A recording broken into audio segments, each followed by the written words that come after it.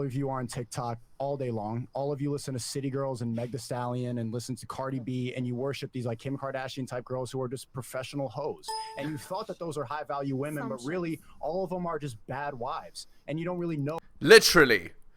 Tell him, Sneako, tell him. What's going to make a good wife anymore? What's going to make a good feminine woman anymore? Because that's seen as oppressive. And feminism has done that and has brainwashed all of you.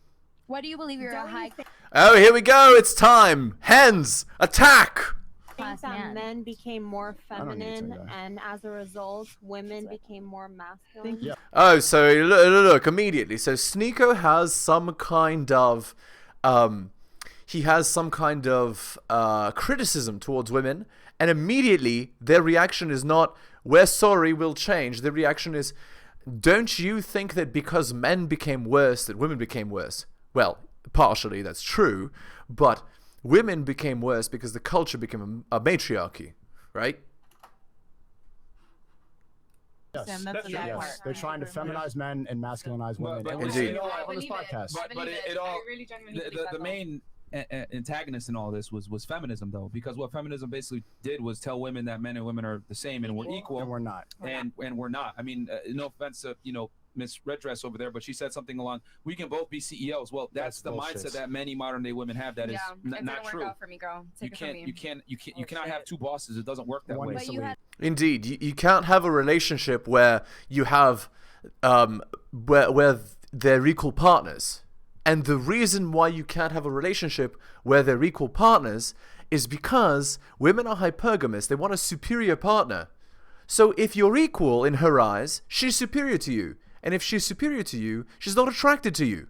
That's why. Hello and welcome to the Helios blog. My name is Helios, here for another reaction video. If you're new to the channel, liking the content, hit that sub, hit all for notifications. If you'd like to support me, I do have a Patreon with exclusive content, patreon.com/theheliosblog. Just go there and subscribe to the Nebula tier. Again, it's patreon.com/theheliosblog. You could also drop me a donation like Tom M here. Shout outs to him. Let's continue. A millionaire and you do lashes. Who said that? But like, no, I'm just saying like, if there, it's not too. No, but she's telling you that she tried to be masculine and failed. I'm not talking about financially, baby girl. That's what she's saying. She's saying like she tried to be masculine and it fucked her up. Is what she's trying to say. I feel like my fiance and I right now are equals, and like. Ah, that's the red flag. Okay, first of all, guys, let's look for the red flags here. She's on a show showing off 90% of her skin with a million tattoos, long nails, and like with an entitled attitude. So again, she has like a million red flags, and then after revealing that she has those million red flags, she then reveals the red flag mindset, which is, I believe me and my fiance are equal, like equal partners. Yeah, any man that is willing to get with a girl that has your belief set is not a man with self-respect. And so, your fiance, and again, this girl is just saying that she has a fiance in order to, try to increase her value in her eyes. She's trying to, say, look at how valuable I am. I have a fiance, right? Because that's what women do. They compete in terms of whatever level of relationship they have. But again, it falls on deaf ears because the actions and the words say two different things. That, it's they gonna look. fail. It's gonna fail. He Literally. doesn't ask me for a single dime. You know what I mean? Like, I just feel like, I don't know. He doesn't ask me for a single dime. Right, so you got a loser, beta male provider who's going to pay for all of your bad decisions that you made before you got with him. I understand. No, there could be two CEOs, and it could be a good ass relationship. Didn't work. No. Yeah, it can be a good relationship for you until you get bored. If the guy is a useful idiot. Yeah, that's right. But it's not a good relationship for him. And the point is that men should not be entering into relationships where they are so disfavored as in yours. I mean, feel like a man has a certain needs that work for certain people. I think the fact that you think that you and your man are equal speaks volumes that Literally. we don't even necessarily need to go into. Because when a woman is with a man that she truly admires, loves, and respects, she understands that she is not the same as her man. I would argue most women don't look for an equal; they look for a superior. They look for a superior. In your case, you don't have a superior, which is why you're able to kind of do the things that you do. Literally. That's exactly right. she's able to do the things she does, which is be disrespectful, go on a podcast full of girls that are, half, not wearing clothes, go out on the town at night in Miami, Florida, and look, you can even see her expression. She agrees. She's like, you're kind of right about that. And look, she's got a bunch of jewelry that the guy bought for her. Like, it's just so obvious, the level of disrespect. It's nuts, right? And the girl's also an attention seeker because she's going on this podcast. And girls that are attention seekers and have Instagrams and stuff like that, that's how these guys recruit them. They go on Instagram, they go on Tinder, they go on Bumble, they go on Hinge, they find these girls and they bring them on the show. So the girls that are attention seekers are on this show. So if your fiance is an attention seeker, like, I don't know what to tell you guys. You're going to have a terrible time. And you know it too. I can see you nodding alongside. You know that your guy's more equal to you, which allows you to kind of get away with some of the things you do. Which traditionally most guys will not like a girl to do the things that that's you right. do. No. So But he doesn't have a choice because you wear the pants. That's right. So he's insecure and I wear the pants. No, he's not insecure. That's the wrong word. He is inferior. He's not equal. If you truly admired him, you would never be on a show like this. I keep going out. Yes. And have an OnlyFans. Yes. And post on my Instagram. Wait, she has an OnlyFans as well? Disaster. Yeah. No, look. The girl to the right of her is embarrassed to hear all of this. She's like, oh, this girl doesn't know that she's a disaster, does she? You see that expression on her face? And the girl to the left as well is kind of laughing at the whole situation as well. So everybody here is aware of, like, the situation except for this girl. And this girl is unaware because being unaware actually helps her. It helps her, the cognitive dissonance actually helps her succeed in the relationship. Instagram. Yes. Oh my God. So your girlfriend can have an Instagram? No. You don't want a we girlfriend never with an said that. Instagram. But what I'm saying is that if you're in a serious relationship with a guy and you post provocative photos of yourself, advertising yourself, that is disrespectful to the man. And That's most right. men would not prefer that. Putting a Exactly. giant for sale sign on your forehead. Yeah, with their That's main right. chick, at least. That's so right. you would date a girl with an Instagram that was like calm, like PG. Like... You just to be honest. No, I wouldn't. If she has anything where she's advertising herself to other men, that's a no. She can have an Instagram, but her pictures aren't on there. Her name isn't on there. She's not advertising she's a girl. She's not advertising herself to other men. She's not messaging other men. Yeah, no. No Tinder, no Snapchat, no Bumble, no Hinge, no Instagram. No. These are all gigantic red flags. You want to know what guys like to hear from when they talk to girls? I'll No give you guys some Instagram. game right now. I like to hear things like, I don't travel. I've never been here before. Oh, my Instagram, man, I don't really post on it. I'm going to deactivate it. Or they don't even have one. Or they don't have a social media presence at all. Like, men prefer, especially guys that have status, girls that have zero status and aren't out there. Literally. Newsflash. That's right. Men prefer women that are not out advertising themselves to all the men on the town. Men don't want to be with women that every other man has had. They just don't. It's, again, you want to assure your paternity. And the higher status, the more money, the more, like, favored you are in your life, the more you want that. Guys don't want girls that are out and about and have status like women like in men. You guys find that attractive because when a guy's out and about, whatever, it shows social status, it shows pre-selection, it shows social proof. But for a man doesn't need to verify a woman's social proof to be attracted to her. That's the key difference. If I find a girl attractive at the club, I think she's attractive. I don't give a fuck what my friends think. If you find a guy at the club and you think he's attractive, you're still going to run it by your girlfriends and see what they think. Yeah. Right. Women, this is why. That's right. And look, a bunch of these girls looking at Myron, especially this girl wearing the green, she wants to be with Myron, you see? And that's how it goes, guys. When a guy has social proof, it doesn't matter what he says, it doesn't matter what he does, right? Like, she's going to be attracted because that's women's nature. I always say women are not independent thinkers when it comes to mate selection at all. No. They need to get verification from other women. I disagree. You disagree? Yeah, because like hold on. You disagree? Yes. Real quick. When you Who go to the club, where do disagrees? you go? When I go to the club, where do I go? Like Where are you sitting at the club when you're at the club? at a table with Okay, my hold on. girls. Stop. Where are you sitting With my friends. at the table with? With my girls. With your girls. There Who you paid go. for that table? Oh. Maybe one of us, maybe all of us. It's so you go to the club and you pay for the club every single time you go there. Okay. If your girl is going to the club, she's not your girl. That's another red flag. Like, again, the girl is going out getting attention from men. Like, Why would any man be attracted to that? Like, it's ridiculous, guys. With your own section. Let's keep it 1,000. I feel like I don't even go to the club that much. Oh, so here we like, go. That much. Yeah, it needs to be 0, not I don't go that much. Okay. Here, we're going to go on to a Rollo article here. The men in the garage. Down low on the Sosar forum made an observation.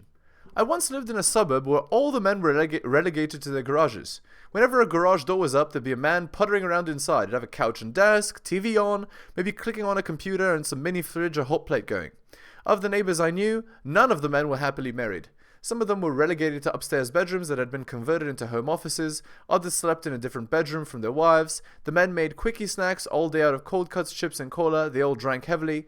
Thing is, most of them had pretty good paying jobs and 2 cars out front. It seems that their wives were all unhappy, over-living for free in a new house, having a free car to drive and having credit cards to go shopping with all day. Our main weakness as men lies within our inability to recognize when and how men are hated. We want so desperately to believe the illusion. We want so desperately to be liked and wanted and needed that we've lost all sort of instinct for self-preservation, to the point where we will literally jump in front of knives and bullets for women we don't even know. The system is not designed for male contentedness. It doesn't want male happiness. It wants you to constantly feel incomplete. It thrives off your insecurity. It needs you to question yourself. It needs you to be in constant fear of being alone, of being a virgin, of continuing to have bedroom fun after you're no longer a virgin, of being muscular, of not going bald, of this and that and everything. Because remember, you're not allowed a shred of weakness or vulnerability. It stifles the spirit of men. It's pesticide on the male soul. Society has no clue. They're pumping out these man up articles one after another, aren't they? Have you raised a generation of men that don't know how to be men? Where have all the good men gone? How come women are outperforming men in this and that? They simply will not come to admit that this is a result of a sustained effort to disenfranchise men, one in which the end result can only be men turning their backs on a society that will to the bitter end hate on men for doing so. Because you exist to serve, there won't be an equal treatment of male victims of domestic violence, for example, no matter how much the inequality of it is pointed out, simply because you as a man have no right in this society to demand equal treatment. I think the men in the garages have realized, or are realizing, what a terrible waste their lives have been, and that their wives are not their allies, but their slave masters, nagging endlessly while parasitically living off the income of the husband until such a time as he is depleted, at which point the woman can cast him aside while continuing to extort money from the man through the police state. The men in the garage realize this. They realize the lies they've been fed through media and church, so they drink to avoid, stay strong, man. While I really like the idea of in-garage bars, I'm in 2 minds about this. On one hand, I think it's essential for a healthy marriage that a man set aside his space in the home. It's essential in establishing independent identities that's vital to a woman maintaining respect. There are long-established habits and interests and things that are part of my personality that I know damn well Mrs. Tomasi loathes, but the moment I allow her to fix me is the moment she loses respect for me and my independence, because I'd be identifying with what she thinks is best to placate her. There has to be that separation, or you end up becoming this homogenized assimilation of what she thinks you should be. This is the ultimate form of male supplication. So as a necessary part of living together, there must be areas where you uncompromisingly are separate. This is a huge shit test that most married AFCs fail and then become slaves to the expectations and entitlements their wives have. On the other hand, when routine life with a woman decays into this for a long period of time, understandably, even AFCs will want a refuge. This used to be the local bar or some other man's refuge. Depending on his degree of servitude, a weekend at his man cave ends up being preferable to the constant nagging of his wife. This is why escapism is so popular. Working life and personal life become so intolerable that the escape is preferable to dealing with the reality. So he creates his own treehouse with a big sign on the outside that says, "No girls allowed." In The Travesty, which is the book Men Are From Mars, Women Are From Venus, he makes a misguided attempt to characterize men's want for a cave as something inherent to the male nature. This makes accepting a man cave a bit more palatable for women, steeped in feminine social primacy. But the phenomenon is so much more, as Burroughs illuminated. It's not a want for solitude, it's a necessity for escape. Law 18, don't build fortresses to protect yourself. Isolation is dangerous. I can understand a want for isolation and an escape, however brief. from dealing with one's reality. We all have them in one form or another, but what the men in the garage signify is a more permanent form of surrender to feminine privacy. It's not enough that a man be responsible for the provisioning of a spouse and children. She must occupy the home so thoroughly that he's pushed to the peripheries to have any domain over what is his. It may be the garage, or it may be an off-site storage facility, it may be a customized basement she allows him to convert, but in the end it's the summation of his surrender of frame. It's gotten to the point that men are so obliviously accepting of this frame surrender that his customized pseudo-bachelor pad underground dwelling becomes a point of pride for him. It's something to impress other equally as frame-oblivious men with. The guy with enough income to maintain a home his wife controls and a separate man cave apartment of his own is envied by men less capable of doing so. What these men don't see is the danger in their reasoning for isolation. For men so thoroughly conditioned in the feminine imperative, women's control of the home is given. It's just how it is, if they want to get laid with any regularity. While consoling oneself in the garage amongst the big screen TV, pool table and wet bar, there's not much impetus to give a man insight as to why his fortress of solitude would even be necessary for him in the first place. He doesn't wonder about why he should need to support a home and family while simultaneously living like a bachelor in his apartment on the weekends. Pretty sad. Alright, back to this video here. Oh my God. See, she sees where I'm going with this. This proves my point. When you girls go to the club, you go in a nightclub, where are all the women concentrated? In the VIP. Yeah. A minority of men, a majority of women. So you could say what you want to say, but women are attracted to men that have social proof and have options and can act on it. Oh, by the way, notice something. Women almost always fidget with their clothes when they're nervous because they want to look as attractive as possible so they can attract the best man possible. They're making sure that their looks are on point. And this is especially true when they're being criticized. Anyway, women are hypergamous. They're attracted to superior men. So this is why women are attracted to men in the VIP. That's why. That's why girls want to go in the sections, because it's a social status thing. Women need to see that social proof.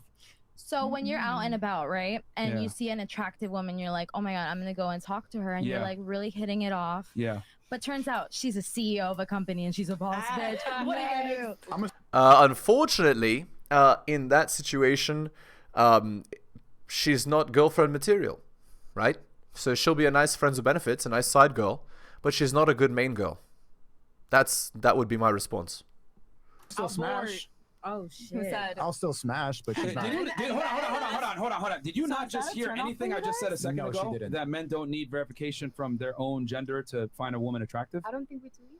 Did you not hear that? No, but I'm saying, like, if you find out that she is a CEO boss bitch, that's going to turn you off. You're going to be like, damn, she's a man now. I think the problem with Here's the thing. Her job doesn't matter. However, I'm going to know her job before she even tells me because of her mannerisms and how she acts. Yeah, I was going to say, like, even though, like, you guys saying, oh, I can be feminine and I can be a CEO, like, it's really unrealistic because, yes, you're going to be, like, okay, you bring the feminine energy home, say that, but as soon as he gets on your nerve, as soon as you get mad, that masculine is going to pop out of... Right, that's exactly right. The idea is this. In order for a girl to be a career girl, she has to be masculine. She has to fight, she has to struggle, she has to compete, as men do. And by doing that, by being masculine, by being competitive, what happens is they push themselves away from the very men that they're attracted to. These girls in 2022, so many of them, not all of them, but a lot of them, what they've done is they have become the men that they're attracted to. And because they've become those men that they're attracted to, men are no longer attracted to them. Because if the men were attracted, if the women were feminine, they would be attracted. But again, these girls have been taught by womanism totally incorrectly, go in the incorrect direction, and then wonder, where have all the good men gone? The good men have gone to the girls that actually know how to act. Eventually, Thank there's you. no way that you can run from it. You're making even sense. though you separate it from, oh, I'm only masculine at home, but I bring my feminine energy. Oh, I'm only masculine at my job, but I bring my feminine energy at home. That's only when he's doing exactly what he needs to do, when he's the perfect in your eyes, when he's not rocking your boat. As soon as he doesn't take out the trash in time, as soon as he doesn't take the dog on a walk, as soon as he doesn't do something to your liking when you need it to be, that masculine is going to pop out. Right. And there's more. training yourself to be masculine is going in the entirely wrong direction. So these girls, right? They go and they get their career because womanism tells them, go out and focus on your career, be a strong, independent woman. You don't need no man, etc., etc. They do that. And then, when they're 28 plus, then they want to get married, but they have all this masculine energy, right? So the guys that they're attracted to, they're not even there. They're not even present, and they're not even present because they're pushed away by this idea. So these girls get tricked by womanism, and what they could have done is they could have gotten married earlier, you know, when they were 18 to 23 at their highest attractiveness. Could have gotten married then. And then after getting married, they could have had some children. And then, you know, when they're 40 or whatever, then they can go and have their career. So actually, let's talk about this Patrice O'Neill quote that I have here. If your girl left, what is it that you would miss? Exactly. Because here's the thing, guys. Because women are hypergamous, men have to bring more to the table than women do. So usually the girl loses more than the guy does. So why is the guy more upset? Usually because the girl has options, right? And the guy doesn't. But a superior man, which is the only kind of man that women pick anyway, he always has options. So what exactly would you miss? Bedroom fun? There's a million girls out there that could give you bedroom fun. So keep that in mind. That's if you're dating somebody versus a man. Let's be very clear. She's right. No, but she's right. The mask will crack. Like, you can play the game a little bit, which is why we tell guys vet a girl for a year. Like, you date her for a year, and you know, so you can see all the sides, because girls will be chameleons and act like a feminine, submissive woman to get the ring or the relationship or whatever it may be. But you need to vet them for a long period of time to see where they really stand and see if they're the real deal. And yes, the reason why I say that is exactly what she said. Girls will play the game or whatever. But going back to what you said about a CEO boss bitch, let me make this extremely clear for the women. It's not your title that turns the guy off. It's the mannerisms and the way you act and behave because of the job that you have. Do you understand? That's exactly right. I mean, that goes without saying. It doesn't matter what the title is, it matters what the behavior is, obviously. Understand this, that when you're a go-getter and you make a lot of money, it comes with inherent traits. If you look at millionaires, there's universal traits that millionaires have, okay? They're tenacious, they work hard, they work long hours, non-agreeable. These are all personality traits that are attributed to high earners. What I'm saying is that when a woman is a high earner, I know for a fact she has these traits. That's right. All right, let's go to this post here. So here's the title. This is on relationship advice. Wife confessed she baby trapped me. Yeah. Me, 29 male, my wife, 31 female, met 3 years ago and started dating a little over 2.5 years ago. Red flag, the girl's older than the guy. About a year in, she became pregnant with our son and we decided to get married, live together as a family. Honestly, it's been great and I'm truly happy that I have a family and we've even been considering having another kid. Last night, after putting my son down, my wife and I were in the kitchen. She looked a little uneasy and out of nowhere she just broke down crying. I got her to calm down and she confessed that she got pregnant on purpose in hopes that I would stay with her. This is what girls do with a bunch of red flags, right? They'll try to baby trap you so that you don't leave. It was a huge shock to me, but didn't pay much attention to it as my wife wasn't in a good state. She said that she couldn't live with the guilt anymore and begged me not to leave her. I told her everything was going to be okay and I sent her to bed to get some sleep. I pretty much stayed up all night, driving myself insane with what went down. The thing is, I really do love my wife, my son, and the way my life is going. And to be honest, I really did see myself in this life, albeit a couple years down the line. On top of that, she really didn't stand much to gain having me around as she came from a wealthy background and myself being middle class. In fact, it was her dad who bought us a house and helped financially even though I was able to. I'm just really conflicted with a confession. Why wait so long? Is she having second thoughts? Can I even trust her? Any help would be great. So guys, this guy is lucky, right, that he married a girl who's wealthy. So even though she's a fraudster, you know, she's the type who would manipulate and lie like this, he's still getting basically a dowry, right? So he's lucky, right? Because if they get divorced, he would actually get, you know, alimony and stuff. And his children would be cared for without him having to pay, really. But still doesn't take away, like, a lie is a lie, right? And what does that imply about the person, right? That they're willing to lie and manipulate to get what they want. It's not really the kind of person you want to marry. 5.1k upvotes. I've been in a similar situation. The way I described it in therapy was, you gambled my entire life savings on a bet and it worked out. I'm happy it worked, but I'm mad you took the bet without asking me. 3.6k upvotes. I feel like you're conflicted because you know what she did was really wrong, but you're happy, and so being angry at her for a happy life feels wrong to some degree. You can be upset at the actions and still be happy now. The two don't have to be mutually exclusive. I feel like couples therapy would help here. No, it would just be chore play. It wouldn't help. Why wait so long? She was afraid to lose you. Is she having second thoughts? Doubtful. She just feels guilty. Can I trust her? I mean, that's for you to figure out. Another reason therapy might be a good idea. No, therapy is not a good idea. It'll just end up being blaming the man for some reason. Okay, 482 upvotes. I have a few rules learned from experience in relationships. First, no secrets. A surprise party is okay, but nothing else. Lies kill.